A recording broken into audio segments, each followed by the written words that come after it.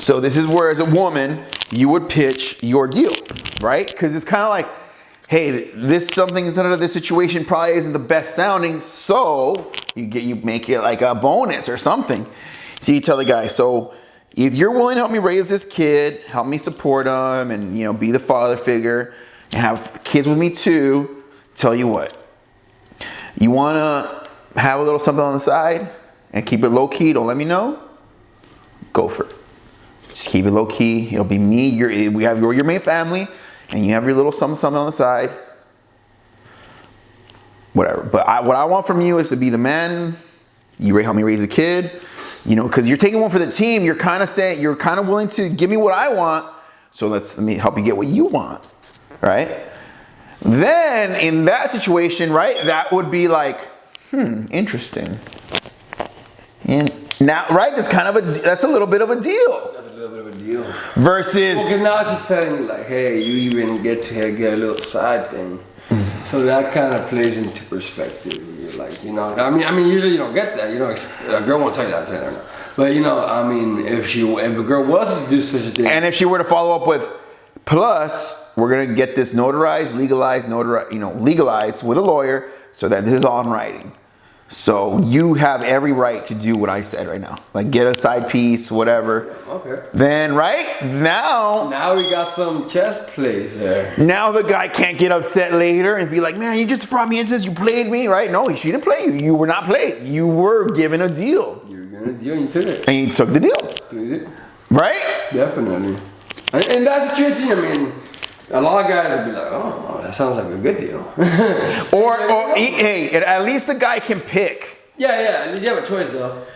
You're not like, you didn't try to get him with bullshit like, I just love you and all this stuff. It's like, that's bullshit. Like, in the end of the day, that doesn't even count for, like, if it's not real, that doesn't even count for anything. That does not count for anything if it's not real, right? Like, you just basically told him words. You told him words. Yeah, I want to get that notarized. Right? Oh, okay, you love them and shit like that. Okay, and like that's gonna do anything. Yeah, get it notarized. Once you've been told you're loved, once you've been told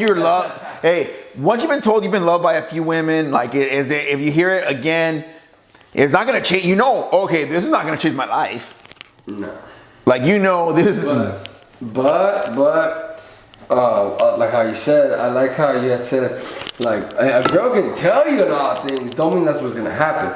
So I mean, what's being powerful in this situation is, like you said, like, okay, well, let's add the part where it gets notarized, it gets accepted, so they know that, like, later on you can't be like, hey, you screwed me over. On the girl part, you can't be like, hey, you were cheating on me. No, it's right there in the paper, you said so and so. So now you're just going through an arrangement. Yeah, there you go. So that part is very important, because you can be told a lot of things, don't mean it's going to be played out like that.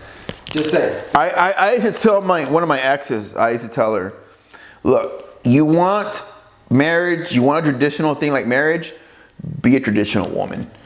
There you go. Don't be wanting traditional shit, and you're gonna be trying to be all modern and feminist.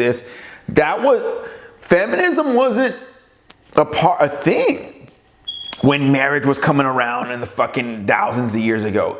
It was an established way of making families work, structuring families, right? If someone messed with your wife, if she became disloyal or disruptive, there was ways to, okay, we're gonna have to put this in check, right?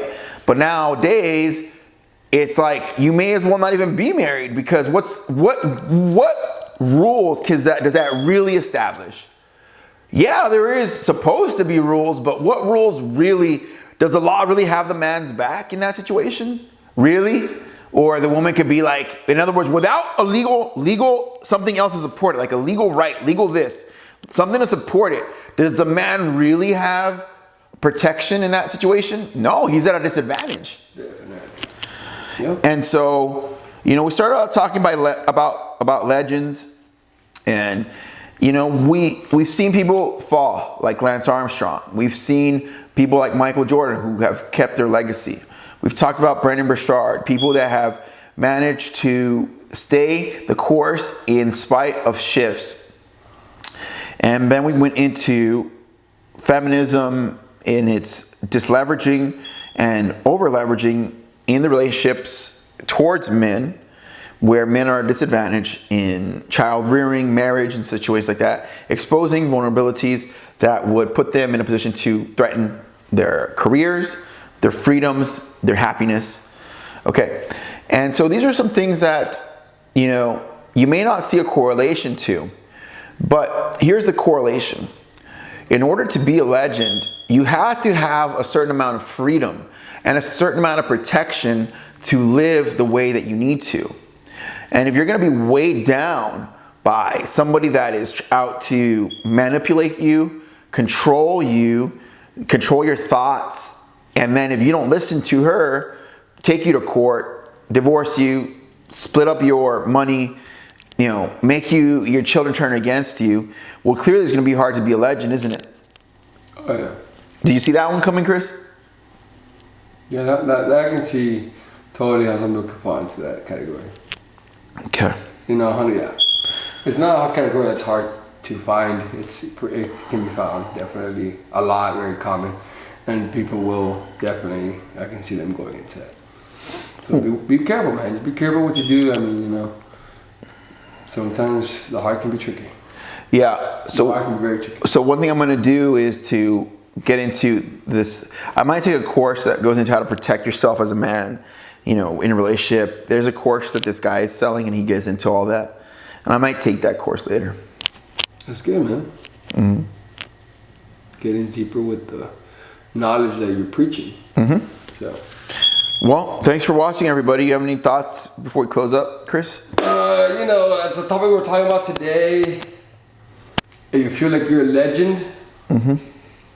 you know, like I said, you don't need to say it, let people know. Mm-hmm. Show it. They will, you know, always give you your 100. And, you know, just be careful. Like I said, the chart, that's the key. Those are the keywords. The heart can be tricky. I remember you told me that in the past, and it's very true. I mean, I've been tricked by my heart. So what I'm trying to say at the end before I let y'all go is just like saying, like, be careful with your emotions. You know, try to always analyze before you act just on emotion. Kind of like think before you talk, think before you act. But yeah, that's about all. And you know, great having you all. You peace out, everybody. Subscribe and share your thoughts. Comment below. Ask your questions. This has been fun.